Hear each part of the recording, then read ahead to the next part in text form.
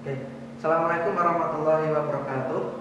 Berhubung banyak permintaan dari teman-teman untuk menjelaskan mengenai teknik modifikasi PCR yaitu RFLP,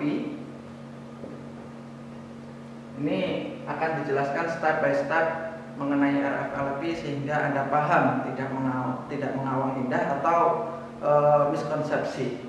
RFLP pada basicnya adalah sama dengan PCR biasa yang menggunakan bahan-bahan normal seperti di sini tentu ada DNA template, kemudian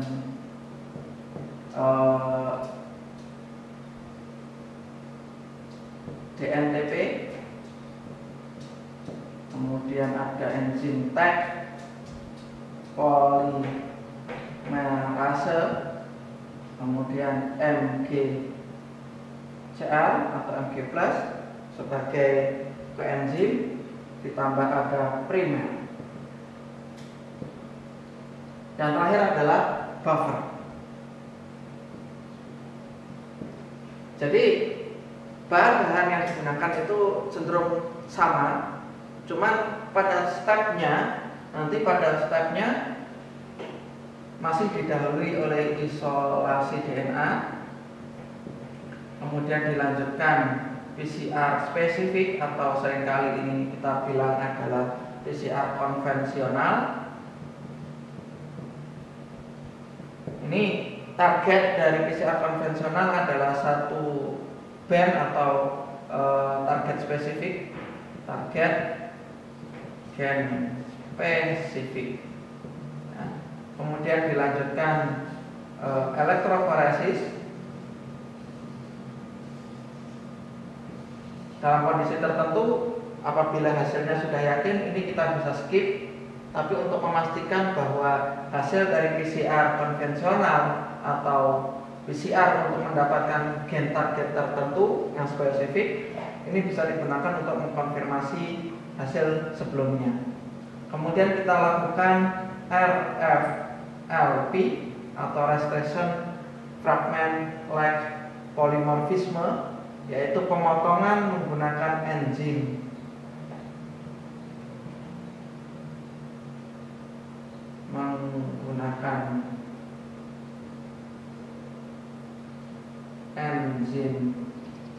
Restriksi, baru kita konfirmasi lagi menggunakan elektroforesis.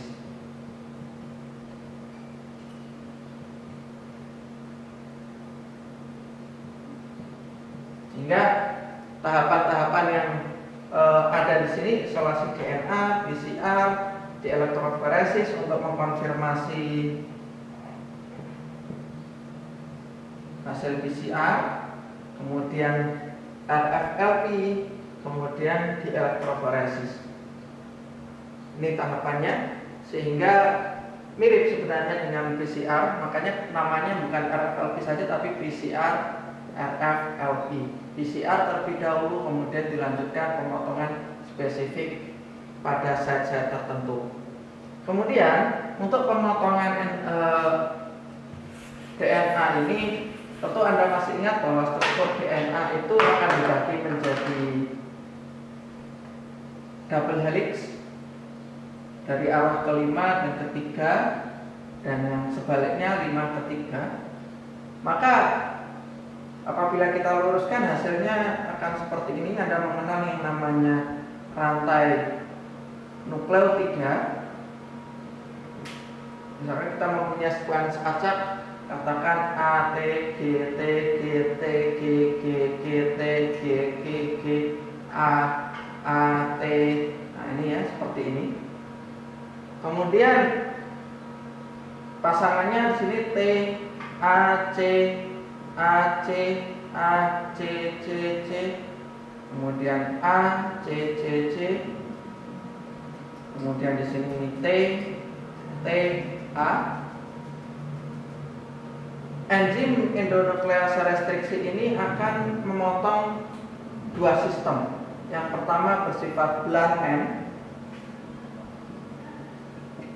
end, atau kita sering menyebutnya sebagai pemotongan kalau pemotongan tumpul ini apabila kita memiliki square yang seperti ini, maka dia akan memotong bagian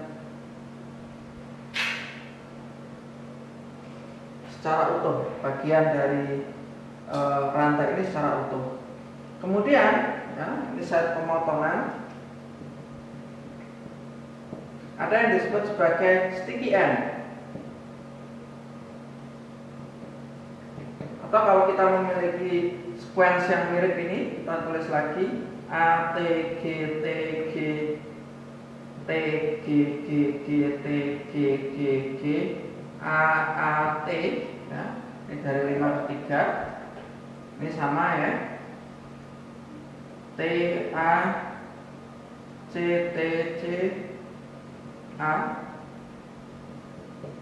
C, C, C, A, C, C, C, T, T, A.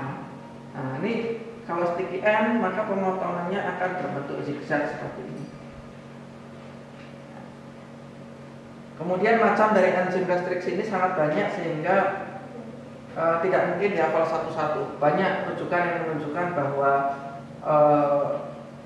mungkin ratusan ya.